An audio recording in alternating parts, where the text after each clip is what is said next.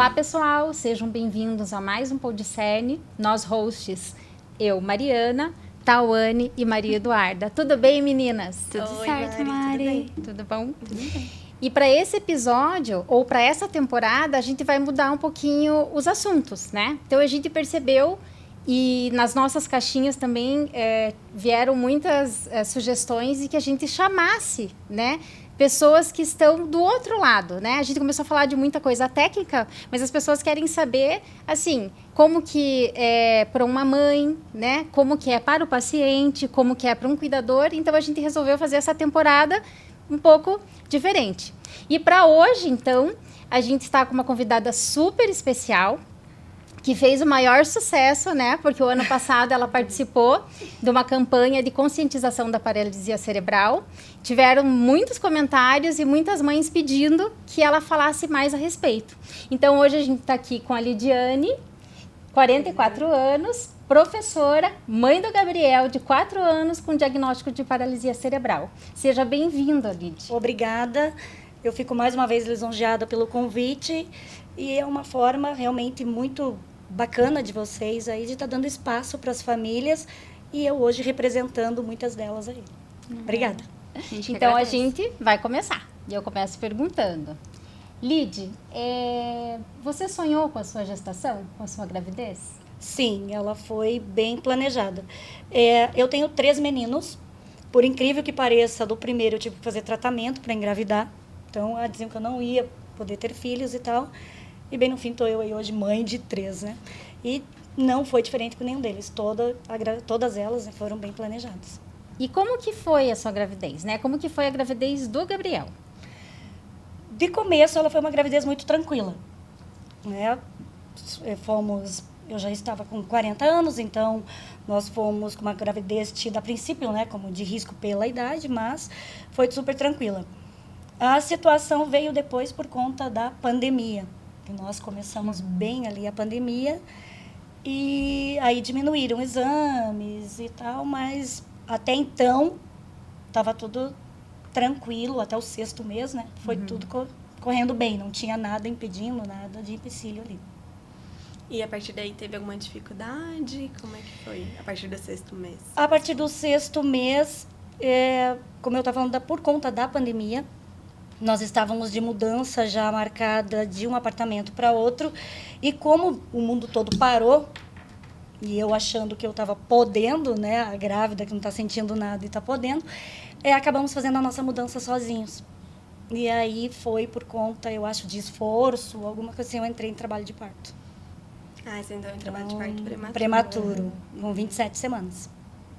E aí, como foi essa história do parto? E aí foi o susto primeiro, né? Porque até então os outros 2 sempre com cesárea agendada, sempre chegando bela e formosa. Então, ali contrações, coisas que eu nunca tinha sentido. Toda aquela questão de você não podia ir em qualquer lugar, né? Todo o cuidado que estava na época. E então eu fiquei uma semana internada em observação. Tentaram fazer de tudo para segurar, mas não teve acordo, infelizmente, né? Na época ali, ele teve que fazer uma cesárea de emergência. E aí, devido a essa cesárea de emergência, de 28 semanas, né? Ele teve as intercorrências daí. E daí ele nasceu e ficou no hospital? Teve que ficar na UTI neonatal, ficou por quase 3 meses. Aí foi assim uma avalanche de coisas, porque quando ele ficou 15 dias após o nascimento dele, eu fiquei sabendo da hemorragia intraventricular. Nessa que eu soube da hemorragia, nós pegamos Covid. Então, nós não podíamos mais vê-lo. Entendi. E em casa, uma semana depois, descobrimos a hidrocefalia obstrutiva, por conta da hemorragia. Então, foi uma avalanche de coisas e sentimentos. Falei que eu conhecia a crise de ansiedade nessa época aí. Porque aí eu não podia vê-lo no hospital, ele estava com todas essas intercorrências, e eu toda semana pagando os testes de Covid, positivando ainda, dando reagente e não podendo visitá-lo. Entendi. Eu imagino que deve ter sido bem difícil para você essa época, né? Foi. Um turbilhão de emoção, né? Foi, porque aí uma leva da família pegou também Covid, alguns faleceram, e aí essa doença nova ainda, ele lá sem eu poder vê-lo, né? E tanto que a gente ficou 50 dias sem poder vê-lo. Muito Nossa, tempo. que bastante, né? 50. Meu Deus. Eu falei que eu nunca vi igual assim. E toda semana fazendo o teste e dando reagente. E ainda E não contaminada podíamos ali. ver. Sei lá, pesado. E daí as notícias eram só... Por videochamada, Aham. uma vez por dia, eles ligavam pra gente do hospital e iam informando, né?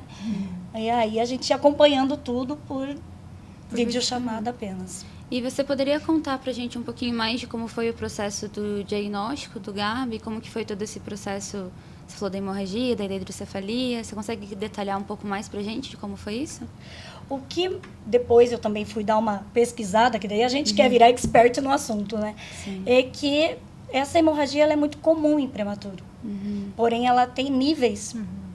E o Gabriel, ele teve o nível mais severo dela, que é o nível 4. Então, grande parte dessa hemorragia atingiu o cérebro dele. E aí a gente sempre tem, até hoje, os médicos sempre dizem aquela coisa do tempo dirá. Qual parte que afetou, o que é que ia acontecer com ele em termos motores, intelectuais, né, cognitivos e tal. E ele teve esse agravante junto de um dos coágulos trancar ali o canalzinho do líquor e da hidrocefalia. Então, ele precisava, a cada 15 dias na unidade, lá na UTI, ele precisava fazer uma punção pela fontanela, né, para tirar o excesso do líquor por conta da hipertensão. Então, aí... Ele eu chegou a falei fazer que cirurgia para colocar a válvula? ele fez. Tanto que aí eu tive que assinar uma procuração para minha mãe na época, né, porque ainda continuava eu em casa lá. E aí ele foi transferido de hospital quando ele atingiu o peso para fazer a cirurgia. Aí ele teve que fazer a colocação da DVP, né, da válvula. Esse diagnóstico, então, você já teve no hospital, enquanto ele ainda estava internado. O Isso. diagnóstico de paralisia cerebral. Da paralisia cerebral. E a partir disso, o que você esperava? Os médicos falavam que tinha que esperar o tempo, que o tempo ia dizer, mas o que você imaginava? Olha, eu tinha uma ideia de paralisia cerebral bem diferente da de hoje e da convivência que a gente tem com os níveis também da paralisia. Então, eu fiquei apavorada, porque eu imaginava o meu filho bem mais comprometido, né? Então, tanto que quando ele veio para casa, se ele se mexia, eu mandava foto, vídeo para a filha. Ah, ele tá se mexendo. Ah, ele tá não sei o que, ele tá olhando, ele tá seguindo. Porque... eu acho que porque nós éramos muito, assim, leigos, ignorantes no assunto. Então, a gente não tinha ideia do que queria dizer, né? Então, a princípio, foi bem trabalhoso você aceitar aquilo, você... por que, né, que está acontecendo comigo tudo isso? E se você vai pesquisar a internet, judia, né? Sim. Você fala internet, judia. E como que você foi acompanhando isso, os atrasos que ele foi apresentando, ou as evoluções que ele foi apresentando? Aí foi quando começamos as terapias. Com Aí quanto a gente tempo, mais ou conversou. menos? Logo que tinha ele atividade? saiu, ele já fazia na unidade, lá na UTI ele já fazia. Mas quando nós começamos, logo que ele recebeu alta, eu consegui vê-lo de novo. Então, ele nasceu em junho, eu consegui ver ele só em setembro. E aí que a gente começou com as terapias e eu comecei a entender a parte da paralisia cerebral pelo olhar dos terapeutas, né, pelas experiências deles, o que eles estavam fazendo com o Gabriel, analisando ele ali. Aí foi dando aquela amenizada também na situação, né? Lidy, você trouxe uma coisa bem legal, que foi a mudança de perspectiva que você foi tendo em pouquíssimo tempo, né? Então, você estava ali na sua gestação, provavelmente com os seus sonhos, com as suas expectativas perante, né? Sim, a criança que viria.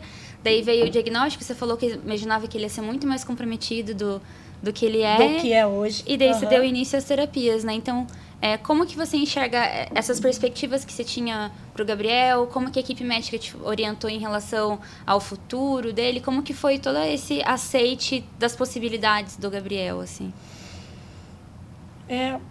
Na condição do Gabriel, porque eu falo assim, essa hemorragia, ela é como, eu brinco assim, que é como nós aqui de derrubarmos, né, o líquido aqui. Vai escorrer de formas diferentes. Mesmo tendo a mesma quantidade, sendo mesmo. E o Gabriel sempre era aquela situação, onde que escorreu, né? Onde que aquele sangue foi, para onde que ele foi. Então, conforme ele ia entendendo, então a primeira vez que eu falei para ele, a palavra janela, e ele mirou para a janela, nossa, foi assim, uma festa. Tipo, ele me entendeu, ele interpretou e ele se virou e tal. Então, todo dia, até hoje, todo dia com ele é até onde ele vai, até onde ele está conseguindo, e o pouco que consegue... Festa. Nossa, é uma festa sem igual.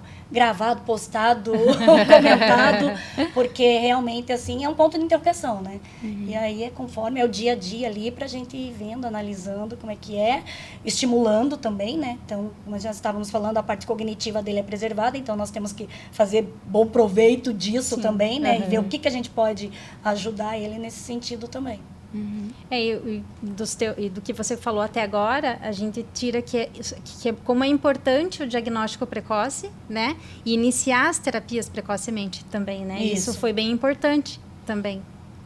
Sim, porque aí tudo que você pode ir tirando, estimulando ele ali, né? Você vai conseguindo e você vai só aumentando para ele depois. E como que, eu não sei se eu vou perguntar, vou perguntar agora, que a gente vai aproveitar, porque a Duda acabou falando da questão de como foi para você, a questão de aceitar. Eu acho que você foi vivendo os momentos, né, pelo que você está falando aqui. E como que era a questão, assim, você já tinha 2 filhos, né? Exato. E daí você acabava comparando na questão do desenvolvimento, como que funcionava isso, assim? Eu acho que quando quando nós recebemos o diagnóstico, eu achava assim que eu nunca quis comparar, até pelo fato, né, de que eu sabia que ele tinha uma deficiência e tal. Mas a gente dá uma aproveitada nos irmãos para estimular junto, tanto que às vezes o Benício vai também lá na terapia. E principalmente a parte de fala, essas coisas, eu acho que ele vai fazendo. E daí eu não criava muito. Eu sempre falo que com o Gabriel eu não crio muita expectativa para eu não me frustrar, para eu não exigir mais dele do que ele é capaz de fazer. Mas também eu não deixo estacionado. Eu vou tentando, eu vou vendo. E aí com as terapias a mesma coisa. Então a gente vai tentando, vai fazendo com ele lá. As meninas sempre analisando a situação, vendo como que ele tá. Mas eu falo assim... Aceitar 100%, a gente não tem como dizer que a gente aceita. Vai amenizando, você vai aceitando, assim... não tem muito o que fazer, você tem que correr atrás, né? Eu sempre brinco assim, se a vida deixasse você sentar, chorar e ela parasse com você, ótimo. Só que o problema é que você depois vai ter 2 problemas. Você vai ter que ficar sentada aqui, a vida está correndo... E depois você tenta correr atrás dela e seguir com o que tem que fazer. Então, eu acho que a gente tem que acabar pensando dessa forma para você não estacionar, para você não se entregar e fazer tudo por eles depois, né? Porque se você para, eles param também e ele que não vai progredir daí. Uma coisa que eu queria te perguntar é que você falou que ele nasceu logo que vocês fizeram a mudança de casa, né? Exato. E vocês tiveram que fazer alguma adaptação na casa de vocês, no espaço físico de vocês por conta do Gabi? Sim, nós até nos mudamos depois. Mudaram de volta? Mudamos novamente, porque é cadeira de roda, é parapódio, é andador.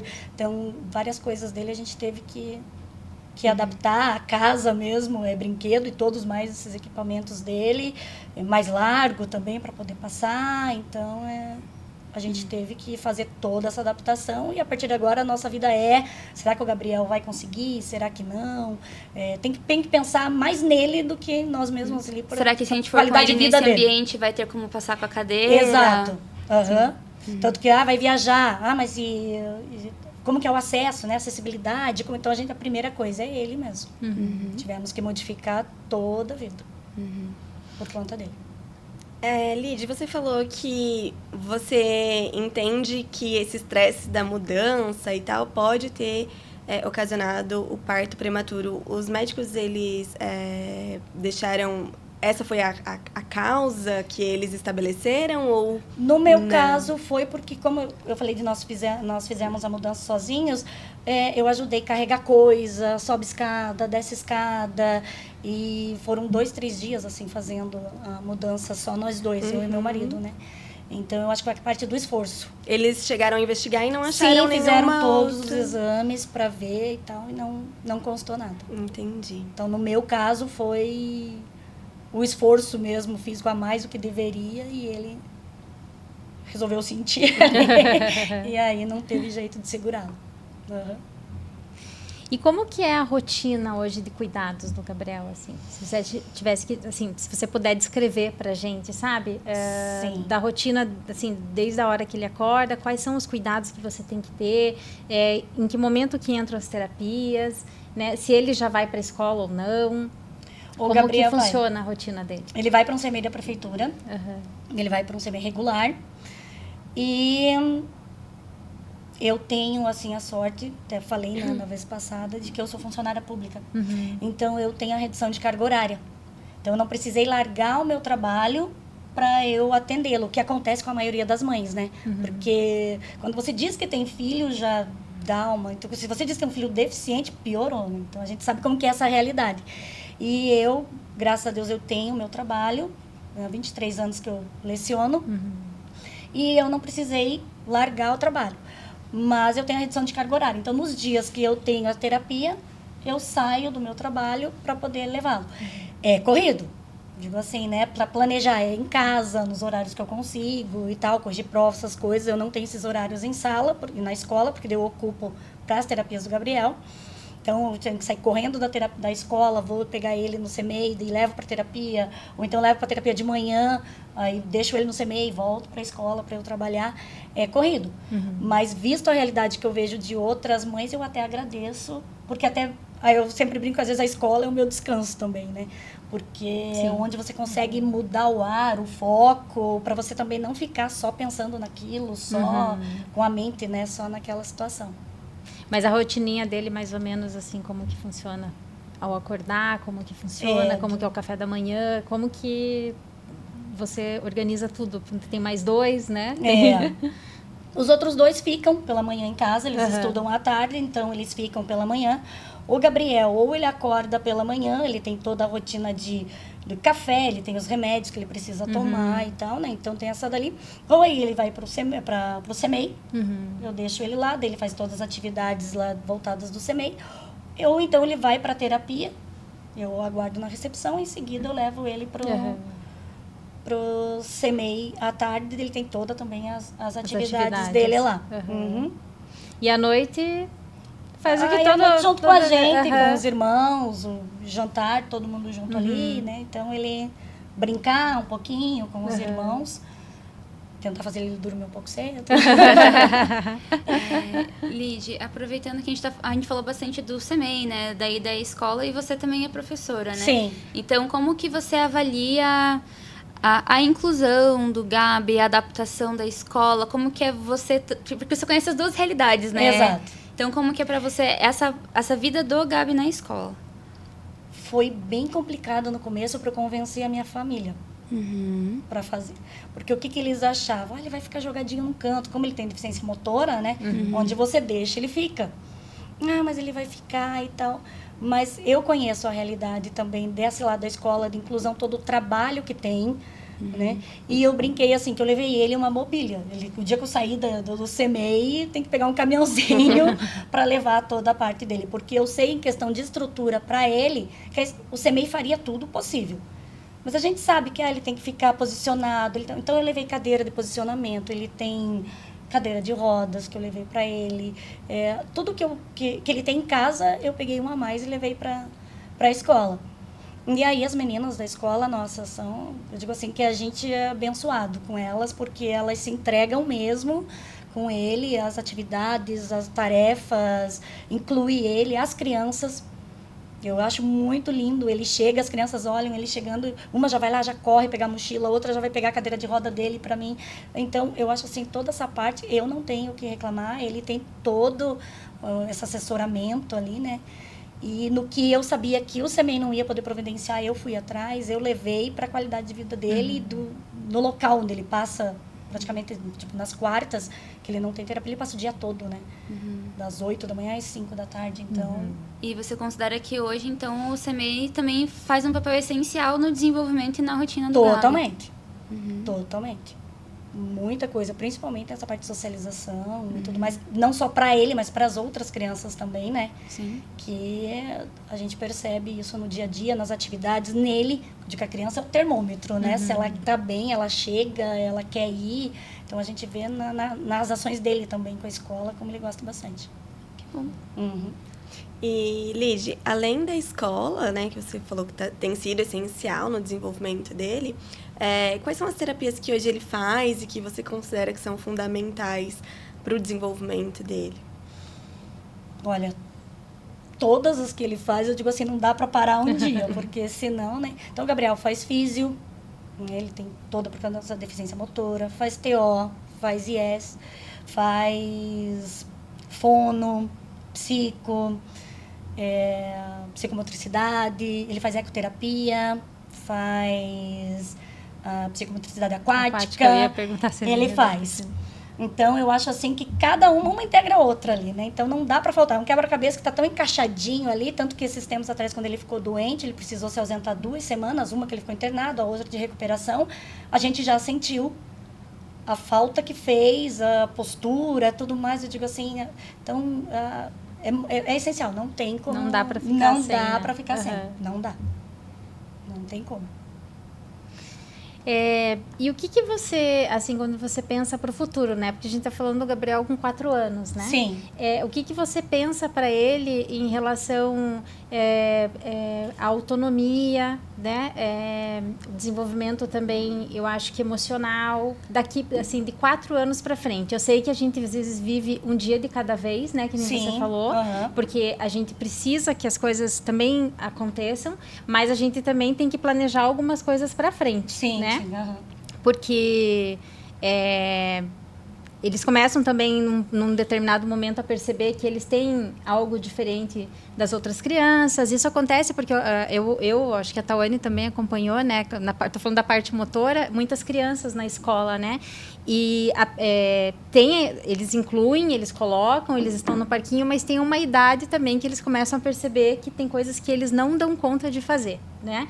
Mas da mesma forma, a gente tem que deixar eles o mais independente possível, né, no meio, né, seja na escola, seja na comunidade, algum lugar que eles também, parques, né? O que você pensa, assim, para ele no futuro?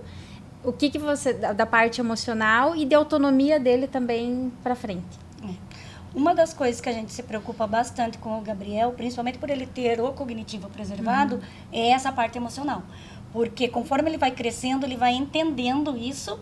E até a gente conversa muito com a Pri sobre essa questão do a gente trabalhar com ele para ele não se frustrar, para ele não vir a ter uma depressão, alguma coisa do gênero, justamente por ele entender e o corpo dele não acompanhar a mente, né? De querer fazer, de querer estar lá. Então, esse é um cuidado que a gente tem, é uma preocupação que eu tenho com o Gabriel, e a gente tem tentado aí ver como que a gente pode fazer isso no decorrer para que não venha prejudicar ele, né? Uma coisa que a gente gosta tanto, que eu falo, ele tá com o cognitivo, né, preservado.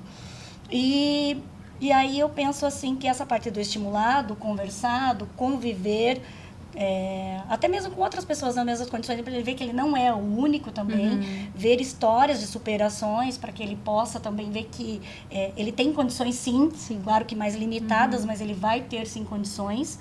Então é uma coisa que nos preocupa sim e que a gente está desde já tentando ver maneiras de como que a gente pode ir trabalhando com ele, porque é uma coisa que a gente sabe que lá para frente corre-se muito risco de acontecer. Sim.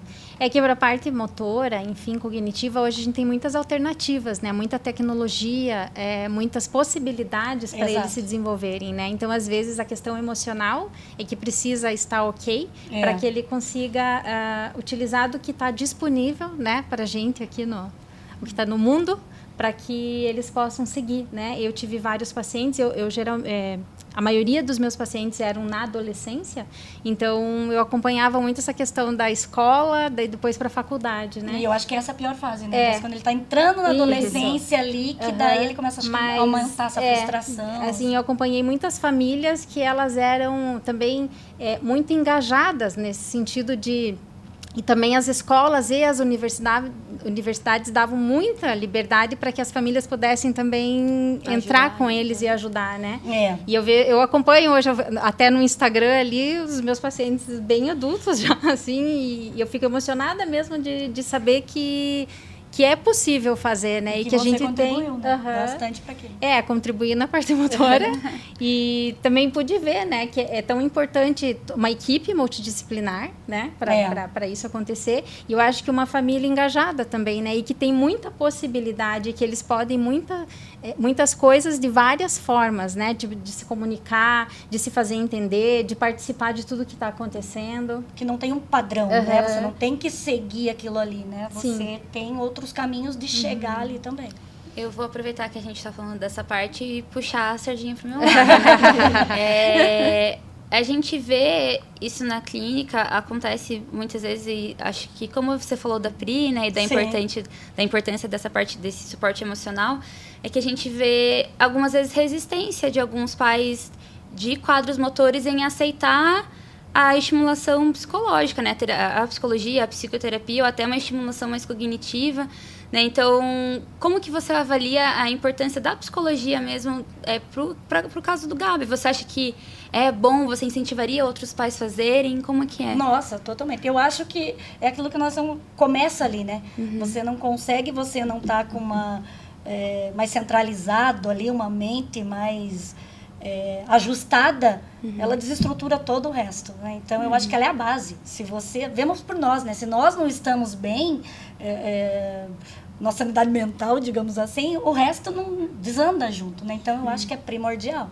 Eu não abro mão e é uma coisa que vai seguir junto. Não consigo ver o Gabriel, a família, né? Eu não digo só o Gabriel, porque não adianta só o Gabriel e a família também não fazer parte, não tá com essa mente aberta de que precisa e de que só vai melhorar, né? Não tem por que dizer não e se fechar para isso, essa mentalidade de que as pessoas têm do que é um psicólogo, o que é um tratamento psicológico, né?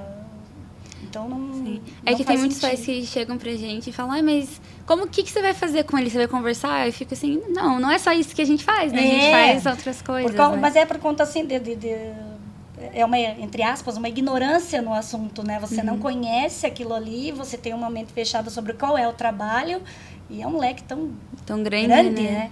E aproveitando a sua deixa para te fazer outra pergunta, né? A gente falou do papel dos irmãos brincando, né, com o Gabriel. Você falou a família estar com a mente aberta em relação ao tratamento. Então, como que é a sua rede de apoio hoje? Nossa, ela é outra coisa que eu acho que é fundamental também pra gente. Eu tenho uma rede de apoio maravilhosa. Dos dois lados da nossa família ali, eu acho que outra coisa que conta muito, você ter para quem recorrer, você ter até quem fique de vez em quando com ele ali um segundinho para você dar um respiro, para você dar um ar. Se acontece alguma coisa, você poder conversar, você poder ter esse apoio é fundamental. Eu tenho e eu falo que, graças a Deus, aí ajuda bastante. E tirando pessoas da família, você encontrou redes de apoio em outros lugares, assim, amigas que têm filhos com a mesma condição ou outras instituições que oferecem essa rede de apoio? Amigos, dá uma diminuída, né? Dá uma, não vamos dizer assim, que continua a mesma coisa e você acaba, assim, cedendo mais pro lado de você começa a conhecer outras famílias nas mesmas situações. Falei, grupos de WhatsApp, grupos de apoio entre as famílias, o que ajuda muito também para você ver a questão de experiências, né? Troca de experiências ali. Os próprios terapeutas. Então, tem dias que eu tô no grupo lá, eu não aguento mais, né? Parece que tudo vai... Principalmente quando o Gabriel, as crises que ele tinha, então vai ficar internado e tal. Aí, às vezes, eu já ia aproveitar, avisar as meninas que ele já não ia, já chorava ali mesmo. O apoio de vocês, enquanto equipe, também conta muito pra gente. E eu acho que dá uma selecionada. Então, você arranja outras redes de apoio nesse sentido, né? Fora da família. Algumas que você tinha antes... dá uma afastada, mas não é nem desmerecendo eles, é a condição mesmo, né? Da história, rotina, muda tudo, né? Também não dá para dizer, mas a gente acaba reforçando mais esses grupos de mães, de terapeutas, fica mais forte pro lado de cada. Sim. Lid, e nessa rotina que você falou, né, da escola, nos cuidados com o Gabi nas terapias, no seu trabalho, você consegue encontrar tempo para você, para fazer coisas que você gosta enquanto mulher? Bem menos. bem menos. Menos Mas do que você gostaria. Exato, ou do que fazia antes, né? Mas eu consigo também, porque aí vem a questão de redes de apoio, né? Por exemplo, eu e meu marido, nós gostamos muito de viajar, de moto. O feriadão, a Dinda ficou com o Gabriel, né? Fomos distribuindo, os filhos a gente viajou. Eu gosto de algumas amigas em comum visitar e tal. Deixa o Gabriel lá com o pai, vai e faz. Então, eu digo, diminuiu, mas eu não deixei de fazer. Né? Não deixei, mas sempre assim. É uma agenda que você tem que planejar com antecedência. Não é mais aquela história de estamos aqui, venha, já não dá mais. Mas eu consigo fazer, mas justamente pela rede de apoio, pelas pessoas que conseguem, olham isso pra gente. Não, vocês precisam, você tem que fazer e tal, e consigo fazer. E precisa mesmo, né? Exato. Porque a maternidade já é difícil por si só. Aí, com 3 filhos, um filho que demanda mais necessidades, atenção, mais atenção, né? É. Então, porque senão chega uma hora que não dá, assim, que a gente... Não, eu falo que sempre que eu agradeço as pessoas, eu digo que se não fossem por elas, não teria como. Já teria surtado e admiro as mães que a família, né? Ou muitas mães solo também, que a gente vê que daí grande parte aí, às vezes, abandonadas, deixadas, né? E tal, que a gente convive, a gente analisa e vê. Eu admiro e digo assim, não é uma admirada, não, né? É uma admirada e, poxa vida, a gente sabe o quanto... se a gente pudesse ajudar mais, tá? Você fazendo, né, por ela o que fazem por você, né? Sim. Porque a rotina já é exaustiva. Exato. Né? É uma admiração preocupante, assim, né? Tipo, poxa, eu, com tudo que eu tenho, eu ainda fico, mas imagine como que tá aquela pessoa, né? É que às vezes é ela por ela, né? Exato. E a gente conhece vários casos assim, Sim. infelizmente, né? Então, é complicado. E assim, quais são as suas maiores alegrias assim nessa jornada, né? Porque às vezes a gente fala, lógico, né, que tem a rotina, tem o dia a dia, tem a parte triste, mas eu imagino que tenha muitos momentos felizes, assim, né?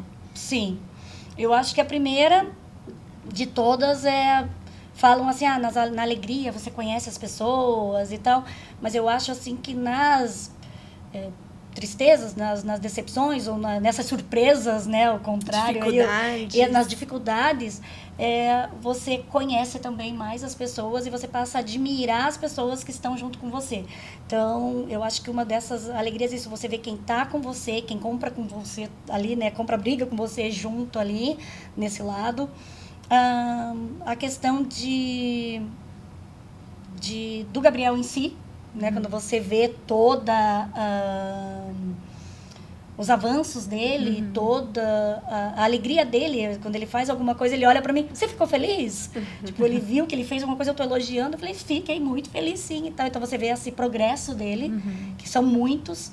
Então eu acho que tem essa parte, você conhecer mais das pessoas, porque quando você tá de fora, a pessoa tem um filho com deficiência, ou a tal pessoa ficou deficiente depois por alguma situação, algum acidente, alguma coisa, você diz, nossa, que pena, ou então você, né? Aí quando você vivencia aquilo que está na tua pele, você muda completamente muitos pensamentos, você fica mais sensível para muitas coisas que antes, claro que não era um ano terrível, mas você fazia algumas coisas, hoje você já pensa, opa, né, por favor, né? É uma visão diferente, você consegue ver as coisas diferentes, você fica mais sensível, mais solidária. Sim. Eu acho que isso conta muito também. Os pequenos momentos, eles ficam... Você dá valor para coisas assim que antes eram tão banais, normais, tipo, né? E aí você olha e diz, meu Deus, é uma coisa tão simples, mas é porque é tão simples porque você não reparou tudo que precisava para ficar em pé, para engatinhar, para sustentar um pescoço, né? Sim. E agora com o Gabriel, pega a primeira colherada sozinha aí com 4, 5 anos e você diz assim, tão simples, mas tão difícil ao mesmo tempo, né? Tão significativo. Quer perguntar? Eu quero.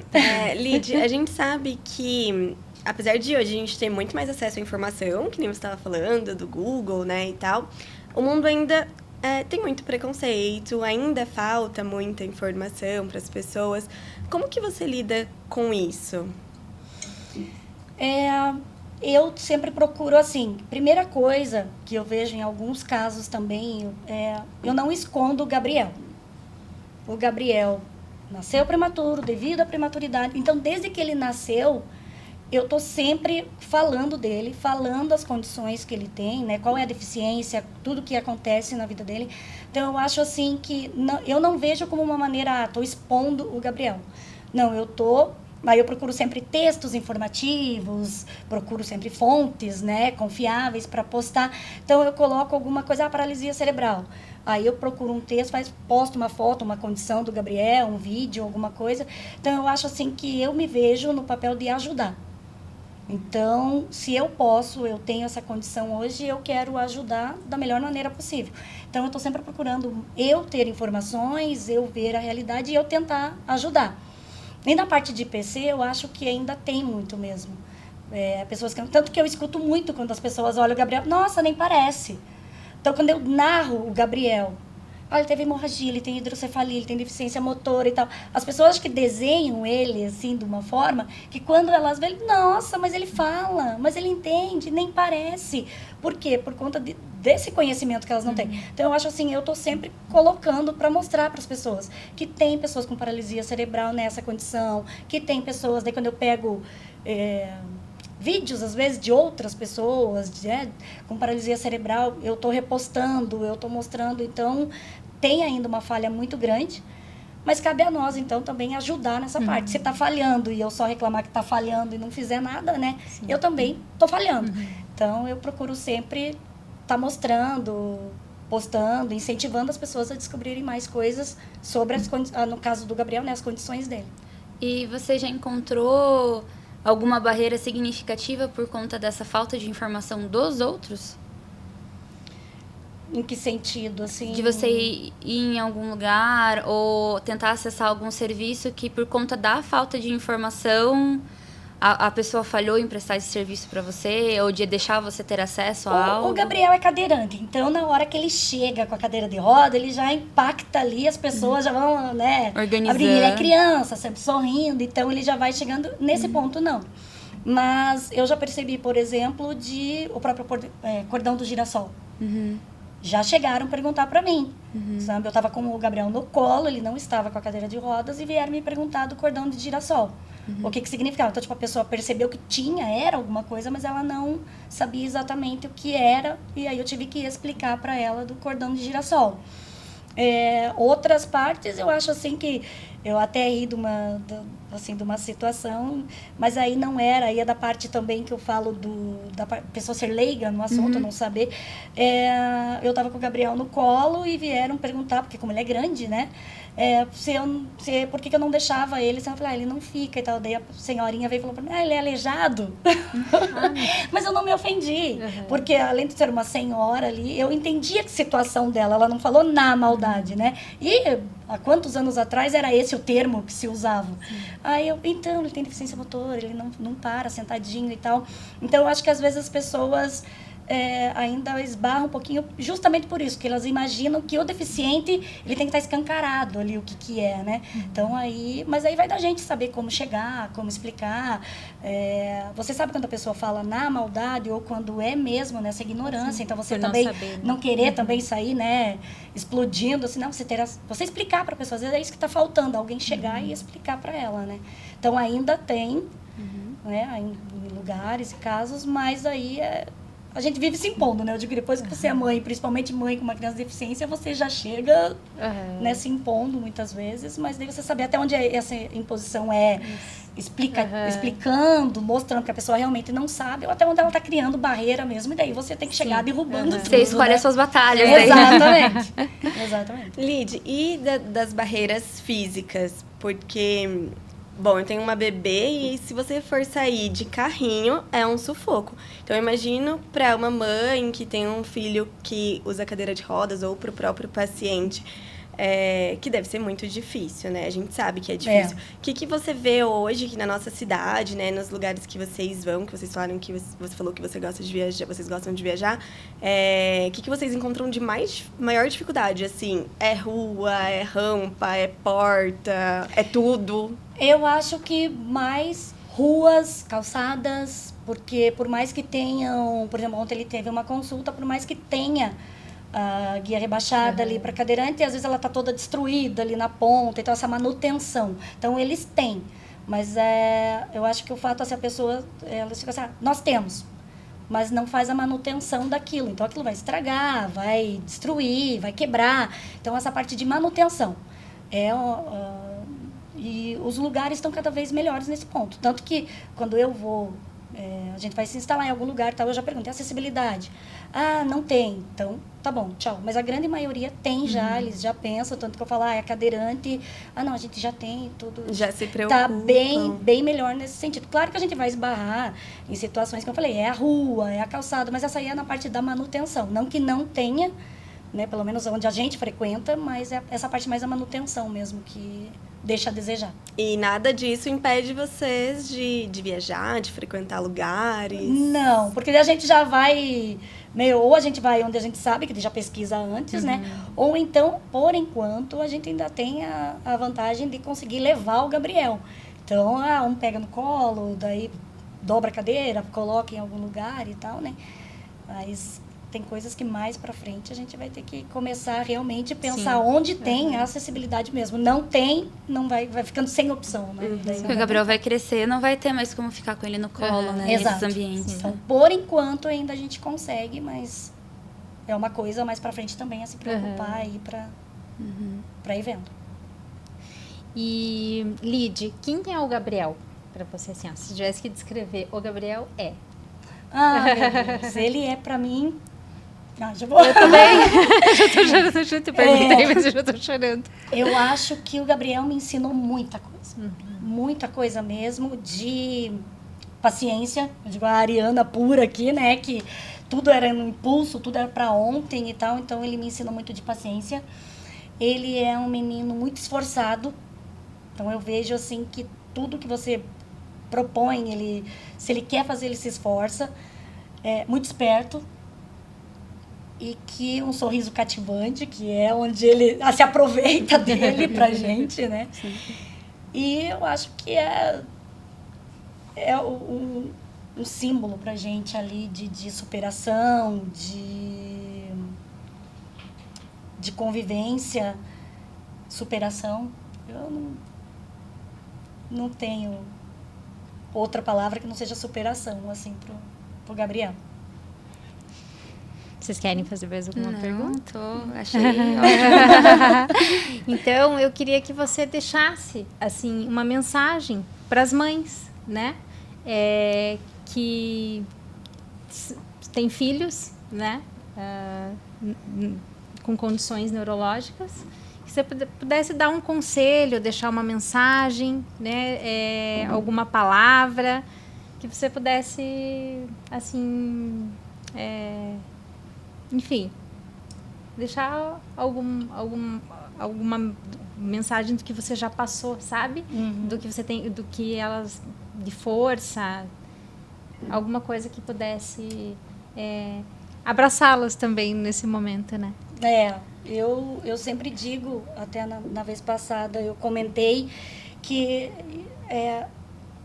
a gente tem que primeiro aceitar a condição em termos de não esconder o filho, né? Não querer achar que todo mundo olha para ele com más intenções, ou, né? Tem pessoas, sim, muito solidárias, aceitar de coração, assim, a gente nunca vai, mas vai amenizando com o passar do tempo.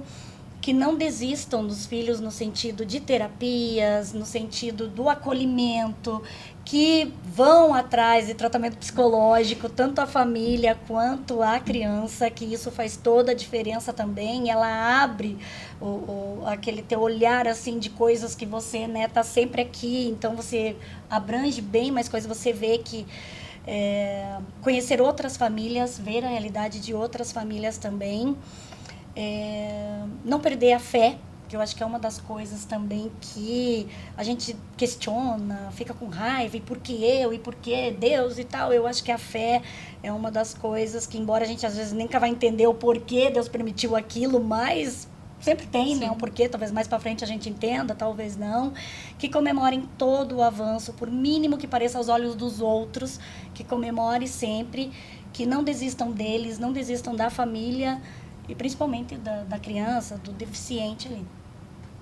Se você puder deixar o teu @, teu Instagram, né? Porque para que as mães possam, as mães ou quem queira, né?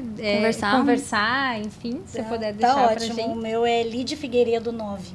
Lide Figueiredo 9. Isso, no Instagram. Lide, eu gostaria de agradecer a Eu tua que disponibilidade, né? É sempre bom te ouvir, né? Eu acho que você traz clareza para muitas coisas de uma forma bem objetiva, né? É simples, que a gente fala do que é assim e funciona assim, faça desse jeito, né? E você pôde mostrar, acho que até para nós, assim, que cada coisa acontece no seu tempo, né? Então, acho que acalma também um pouco o coração de todas as mães no sentido de que vai acontecer depois, né? Então, foi bem... Eu adorei a conversa. Eu sou extremamente agradecida. Nós agradecemos, né, meninas? Pela tua disposição em falar, que isso é bem importante também, né? De poder falar a respeito do assunto, né? Porque para muitas, às vezes, é difícil.